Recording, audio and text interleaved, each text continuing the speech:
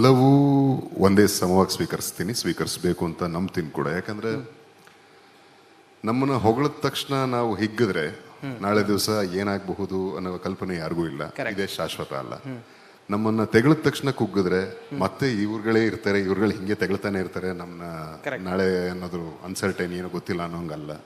ನಾಳೆ ಬೇರೆ. ಅಂಡ್ ಇವತ್ತು ಅನ್ನೋದು ಏನಿದೆ, ಪ್ರಸ್ತುತ ಏನಿದೆ, ಇದರಲ್ಲಿ ನಮ್ಮ ಪ್ರಯತ್ನ ಅಷ್ಟೇ ನಿರಂತರ.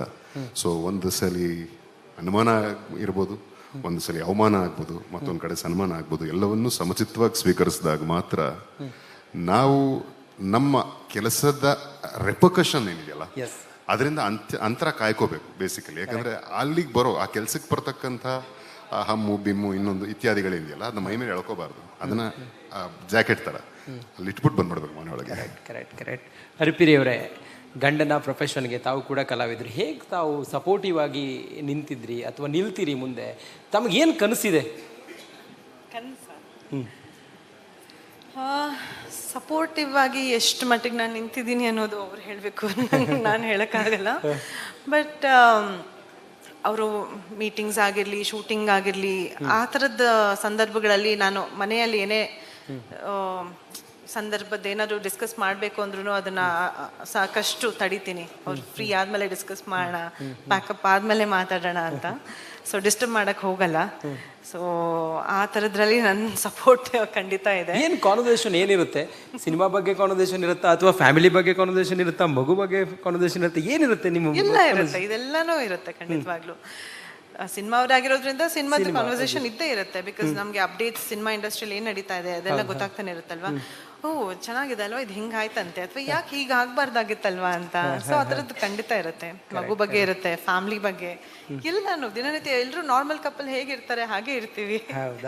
ಸಿನಿಮಾ ಡಿಸ್ಕಷನ್ ಸ್ವಲ್ಪ ಹೆಚ್ಚಾಗುತ್ತೆ ಅಷ್ಟೇ. ನಾರ್ಮಲ್ ಕಪಲ್ ಹೇಗಿರ್ತಾರೆ ಹಾಗೆ ಇರ್ತೀವಿ, ನಾವು ನಾರ್ಮಲ್ ಕಪಲ್ಲೇ. ತಮ್ಮ ಪ್ರೀತಿಯ ಧರ್ಮಪತ್ನಿಗೆ ಒಂದು ಹಾಡನ್ನ ಡೆಡಿಕೇಟ್ ಮಾಡ್ಬೋದಾ? ಇಲ್ಲಿ ಮಾಡ್ಬೇಕಾ? ಇಲ್ಲಿ ಹಾಡ್ಬೇಡಿ.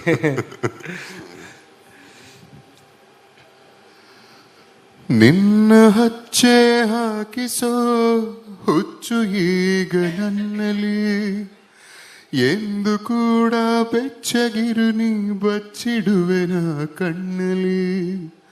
ನೀನೇನಾ ನಾನೇ ನೀನೇನಾ, ಹೇಗಾದೇನಾ ಪ್ರೀತಿ ಹೀಗೇನಾ, ಬಯಸಿ ಬಯಸಿ ಎದೆಯಲಿಳಿದು ನನ್ನ ಜಗದ ಅರಸಿಯಾದೆ, ತಿಳಿದು ತಿಳಿದು ಬಂಧಿಯಾಗಿ ನಿನ್ನ ಮನದ ಅರಸನಾದೆ. ಸಪೋರ್ಟ್ ಬಗ್ಗೆ ಕೇಳಿದ್ರೆ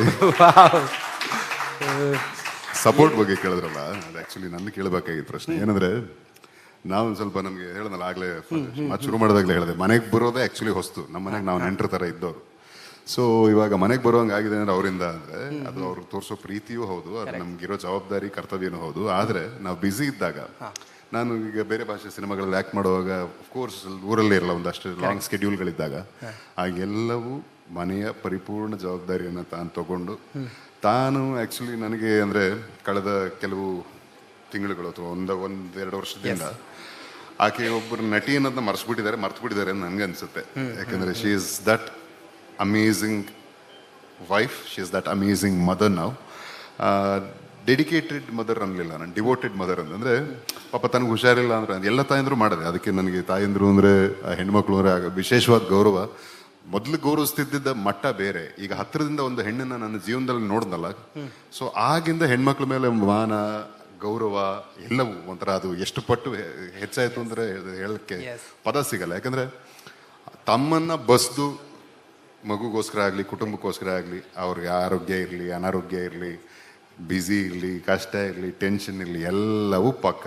ಮಗು ಅಂದ್ರೆ ಫಸ್ಟ್ ಮಗು, ಮನೆ ಅಂದ್ರೆ ಫಸ್ಟ್ ಮನೆ, ಆಮೇಲೆ ತನ್ನನ್ನು ತಾನು ಕೊನೇ ಪ್ರಯಾರಿಟಿಯಾಗಿ ಇಟ್ಕೊಂಡು ತನ್ನನ್ನು ತಾನು ಇದಕ್ಕೆ ಅರ್ಪಿಸ್ಕೊಂಡು ತನ್ನ ಇಷ್ಟು ವರ್ಷದ ಗಳಿಕೆ ಅನ್ನೋದಿದೆಯಲ್ಲ, ಗಳಿಕೆ ಅನ್ನೋದು ಬರೀ ಹಣ ಅಲ್ಲ, ತನ್ನ ಹೆಸರಿರಲಿ, ಕೀರ್ತಿ ಇರಲಿ, ಅಥವಾ ಒಂದು ಕ್ಯಾರೆಕ್ಟರ್ ಅಂತ ಡೆವಲಪ್ ಆಗಿರುತ್ತಲ್ಲ, ಅದೆಲ್ಲವನ್ನು ಲೆಕ್ಕಿಸದೆ ತಾನು ತುಂಬ ಸರಳವಾಗಿ, ಅತಿ ಸರಳವಾಗಿ ಈ ಥರ ಇರ್ತಾಳೆ ನನ್ನ ಹುಡುಗಿ ಅಂತ ನಾನು ಆ್ಯಕ್ಚುಲಿ ಎದುರು ನೋಡಿರಲಿಲ್ಲ.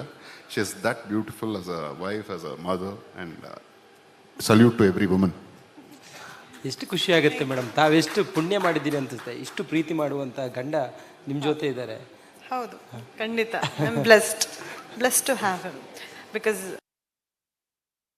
ಅದನ್ನ ನಾವು ಮದ್ವೆ ಆದ್ಮೇಲೆ ಸಾಕಷ್ಟು ಕಲಿತೀವಿ. ಸೊ ಆ ಥರ ಸಾಕಷ್ಟು ನಂಗೆ ಕಲ್ಸ್ಕೊಟ್ಟಿರೋದು ಹೌದು, ನಾನು ಕಲ್ತಿರೋದು ಹೌದು. ಅಂಡ್ ಇಟ್ಸ್ ಪಾರ್ಟ್ನರ್ಶಿಪ್ ಪ್ರತಿಯೊಂದ್ರಲ್ಲೂ. Correct. So partners in crime, partners in everything.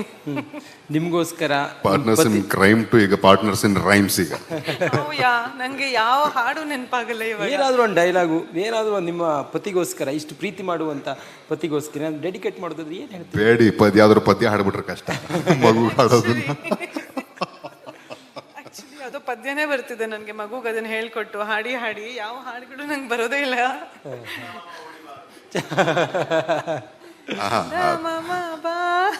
ಹಾಡ್ಬೇಕಷ್ಟೇ. Okay, ಯಾವ ಹಾಡು? ಭಾರಿ ತಲಹರಟೆ ಇದಕ್ಕೂ ಮುಂಚೆ. ಈಗ ಒಂದ್ ಸ್ವಲ್ಪ ಸೀರಿಯಸ್ ಆಗಿಬಿಟ್ಟಿದ್ದಾರೆ ಮಗ ಹುಟ್ಟಿದ ಮೇಲೆ. ನಾನು ತಲೆನೋವ್ತಾ ಇದೆ, ನಿದ್ದೆ ಬರ್ತಾ ಇಲ್ಲ ಅಂದ್ರೆ ಕಾರಲ್ಲಿ ಯಾವಲ್ಲೂ ಜರ್ನಿ ಮಾಡ್ಬೇಕಾರೆ, ಹೌದಾ ನಿದ್ದೆ ಬರ್ತಾ ಇಲ್ಲಮ್ಮ, ಮಲಗಿಸ್ಲಮ್ಮ, ಬಾ ಅಮೃತಾಂಜನ ಹಚ್ಕೊಡ್ತೀನಿ ಅಂದ್ಬಿಟ್ಟು ಮಲಗಿಸ್ತೀನಿ, ಹಾಡಾಡ್ಲ ಅಂದ್ಬಿಟ್ಟು ಕಳ್ಳ ಚಂದ ಮಾಮ ಚಂದಮಾಮನ್ ಹಾಡು ಹಾಡ್ತೀನಿ ಅಂದೆ, ಚಂದಮಾಮನ್ ಹಾಡೇ ಹಾಡ್ದೆ. ಅವ್ರ ಬಗ್ಗೆ ನಾಟಿ ಸಾಂಗ್ ಅಂತಂದ್ರೆ, ಪ್ಲೀಸ್ ಪ್ಲೀಸ್. ಸುಮ್ಮನೆ ಸುಮ್ಮನೆ ಇದ್ದರೂ ಸುಮ್ಮನೆ ಪ್ರಾಣ ತಿಂತಾನೆ ಪ್ರೀತಿ. ರಿಪಬ್ಲಿಕ್. ನೀವು ಹೌದಾ ಸರ್? ರಿಪಬ್ಲಿಕ್ ಸಾಂಗ್ ಇದು ಅಷ್ಟೇ, ಸಿನಿಮಾ ಹಾಡು. ಖುಷಿ ಆಗುತ್ತೆ ನಿಮ್ಮಿಬ್ಬರ ಈ ಪ್ರೀತಿ, ಈ ಅನ್ಯೋನ್ಯತೆ ನೋಡಿದಾಗ ಖುಷಿ ಆಗುತ್ತೆ. ಸೀರಿಯಸ್ ವಿಚಾರ ಬರೋಣ sir. Cinema expression change. Cinema journey, ಅವಕಾಶಗಳು ಹೇಗಿದೆ? ಮುಂದೆ ಯಾವ ರೀತಿ ತೊಡಗಿಸ್ಕೊಳ್ಬೇಕಂತ ಅನ್ಕೊಂಡಿದ್ದೀರಿ? ಯಾವ ರೀತಿ ಪಾತ್ರಗಳನ್ನು ಮಾಡಬೇಕು ಅಂತ ಅನ್ಕೊಂಡಿದ್ದೀರಿ? ಯಾವ ಪ್ರಾಜೆಕ್ಟ್ ಈಗ ಪ್ರೋಗ್ರೆಸ್ ಇದೆ? ಇನ್ನೇನು ಸದ್ಯದಲ್ಲೇ ತಲವಾರ್ಪೇಟೆ ಸಿನಿಮಾ ಪ್ರಮೋಷನ್ಸ್ ಶುರು ಆಗುತ್ತೆ. ಶೂಟಿಂಗ್ ಮುಗಿಸಿದ್ವಿ, ಡಬ್ಬಿಂಗ್ ಮುಗೀತು. ಸೊ ಪ್ರಮೋಷನ್ಸ್ ನಮ್ಗೆ ಸಿನಿಮಾ ರಿಲೀಸ್ ಪೊಸಿಷನಿಂಗ್ ನೋಡ್ಕೊಂಡು ಪ್ರಮೋಷನ್ ಶುರು ಮಾಡ್ತೀವಿ. ಕನ್ನಡದಲ್ಲಿ ಅದು ಒಂದು ತಮಿಳ್ ಸಿನಿಮಾ ರಿಲೀಸ್ಗಿದೆ, ಒಂದು ತೆಲುಗು ಸಿನಿಮಾ ಕಳೆದ ಕೆಲವು ದಿವಸಗಳ ಹಿಂದೆ ರಿಲೀಸ್ ಆಗಿತ್ತು. ಇನ್ನೇನು ನೆಕ್ಸ್ಟ್ ಮುಂದಿನ ವಾರ ಒಂದು ಹೊಸ ತೆಲುಗು, ಒಂದು ಕನ್ನಡ ಸಿನಿಮಾ ಶುರು ಆಗ್ತಾ ಇದೆ. ಅದೆಲ್ಲ ಆ ಸಿನಿಮಾಗಳು ಬರೋವಾಗ ಅದ್ರ ಬಗ್ಗೆ ಮಾತಾಡಿದ್ರೆ ಚಂದ. ಅಂಡ್ ಮುಂದೆ ಕನಸು ಅಂತಂದ್ರೆ ಸಿನಿಮಾಗಳಲ್ಲಿ ಯಾವಾಗಲೂ ಅದೇ ನಾನು ಹೇಳ್ದಲ್ಲ, ನನಗೆ ಸಿನಿಮಾಗೆ ಬರ್ತೀನಿ ಅಂತ ನಾನು ಅನ್ಕೊಂಡವನಲ್ಲ, ನಟ ಆಗ್ತೀನಿ ಅಂತ ಯಾವತ್ತೂ ಅನ್ಕೊಂಡಿರಲಿಲ್ಲ. ಸಿಂಗರ್ ಆಗಬೇಕು, ಕೆಸೆಟಲ್ಲಿ ಒಂದು ಸಲ ನನ್ನ ಹೆಸರು ನೋಡ್ಕೋಬೇಕು ಅಂತ ಅಷ್ಟೇ ಆಸೆ ಪಟ್ಟವನು. ಬದುಕು ನನ್ನ ಇಲ್ಲಿ ತನಕ ಕರ್ಕೊಬಂದು ಸಿನಿಮಾನೇ ಬಾಲ್ಯದಿಂದ ಬಾಳಿ ಬದುಕಿದಂಥ ಒಬ್ಬ ಅದ್ಭುತವಾದ ನಟಿಯನ್ನು ನನಗೆ ಶ್ರೀಮತಿಯಾಗಿ ಕೊಟ್ಟಿದೆ. ಸೊ ಇಲ್ಲಿ ತನಕ ಸಿನಿಮಾ ಕರ್ಕೊಂಬಂದಿದೆ. ಈ ಸಿನಿಮಾಗೆ ಅವಕಾಶ ಸಿಕ್ಕಾಗೆಲ್ಲ ಪ್ರತಿ ಹಂತದಲ್ಲೂ ನನ್ನ ಕೈಲಾಗೋ ಏನೋ ಒಂದು ಬೆಸ್ಟ್ನ ಕೊಡಬೇಕು, ಬೆಸ್ಟ್ ಕೆಲಸ ಮಾಡಬೇಕು ಅನ್ನೋದು ಒಂದೇ ಇರಾದೆ. ಒಳ್ಳೊಳ್ಳೆ ಸಿನಿಮಾಗಳು ಮಾಡ್ತೀನಿ. ಕರೆಕ್ಟ್. ಒಂದು 10 ವರ್ಷ ಹಿಂದೆ ತಾವು ಅನ್ಕೊಂಡಿದ್ರ ಇವತ್ತು ತಾವು ಸ್ಟಾರ್ ನಟಿಯನ್ನು ವರಿಸಿದ್ದೀರಿ, ಜೀವನ ಖುಷಿಯಾಗಿದೆ, ಬದುಕು ಮಗ ಬಂದ ಮೇಲೆ ಇನ್ನಷ್ಟು ಇಮ್ಮಡಿಯಾಗಿದೆ ಖುಷಿ. ಒಂದು 10 ವರ್ಷದ ಹಿಂದೆ ತಾವು ಯೋಚನೆ ಮಾಡಿದರೆ ಇಂಥದ್ದೊಂದು ಬದುಕು ನಂದಿರುತ್ತೆ ಅಂತೇಳಿ ತಾವು ಅನ್ಕೊಂಡಿದ್ರ? ನಾವೇನಾದರೂ ನಾವು ಸ್ಟಾರ್ ಅಲ್ಲ, ನಾವೇ ಮನೆಗೆ ಮಕ್ಕಳೇ. ಬದುಕು ಇಷ್ಟು ಮೊದಲು ಇಷ್ಟು ರೀತಿಯಲ್ಲಿ ತಿರುಗಿ ಹಿಂಗೆಲ್ಲ ಬರುತ್ತೆ, ಇಂಥ ಒಂದು ವೇದಿಕೆಯಲ್ಲಿ ಕೂತ್ಕೊಂಡು ಈ ಥರ ಮಾತಾಡ್ತೀನಿ ಅನ್ನೋದೆಲ್ಲ ನನಗೆ ಯಾವತ್ತು ಕನಸು ಎಣಿಸಿರಲಿಲ್ಲ. ನಟನೆ ಮಾಡ್ತೀನಿ ಅನ್ನೋದೇ ನನಗೆ ಇರೋದೇನೂ ಆಗಿರಲಿಲ್ಲ. ಯಾವಾಗ ಸಿನಿಮಾ ಕೈ ಹಿಡಿತು, ಅವಕಾಶಗಳು ಬಂತು, ಆ್ಯಂಡ್ ಟಚ್ ವುಡ್ ಆ ದಿನದಿಂದ ಈ ದಿನದ ತನಕ ನನ್ನ ಕೆಲಸ ವಾಪಸ್ ನನಗೆ ಕೆಲಸ ಕೊಡ್ತಾ ಇದೆ. ಇದಕ್ಕೆ ಬದ್ಧನಾಗಿ ಹೀಗೆ ಇರಬೇಕು ಅನ್ನೋ ಆಸೆ.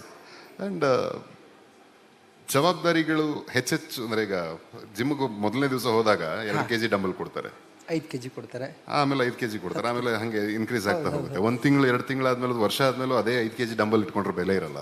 ಸೊ ಹಾಗಾಗಿ shoulder bigger responsibilities, deliver best. Kannada ಚಿತ್ರರಂಗವನ್ನು ಕಂಪೇರ್ ಮಾಡಿದರೆ ಪರಭಾಷೆಯ ಚಿತ್ರರಂಗ ಕಂಫರ್ಟೇಬಲ್ ಅಂತ ಅನ್ಸುತ್ತಾ?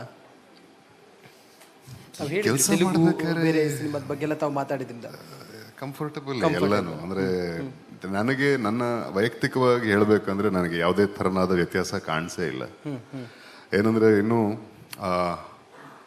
ಹೊರಗಡೆ ಹೋದಾಗ ಹೊಸದಾಗಿ ನಾವು ಅವ್ರಿಗೆ ಪರಿಚಯ ಆಗ್ತಿದ್ದಾಗ ನಾವಿನ್ನು ಹೊಸ ನಟ ಅನ್ನೋ ರೀತಿ ಅವ್ರು ನೋಡ್ಬೋದೇ ವಿನಃ, ಅಥವಾ ಕನ್ನಡ ನಟ ಅಂತಾರೆ ಅಥವಾ ಹೊಸ ನಟ ಅನ್ಕೊಳ್ತಾರೆ. ಸೆಟಲ್ ಎಲ್ರಿಗೂ ಗೊತ್ತಿರಲ್ಲ, ಎಲ್ಲರೂ ಎಲ್ಲ ಸಿನಿಮಾಗಳು ನೋಡಲ್ಲ, ಬೇರೆ ಭಾಷೆ ಸಿನಿಮಾಗಳು ನೋಡದೇ ಇರೋ ಜನನೂ ಇದ್ದಾರೆ.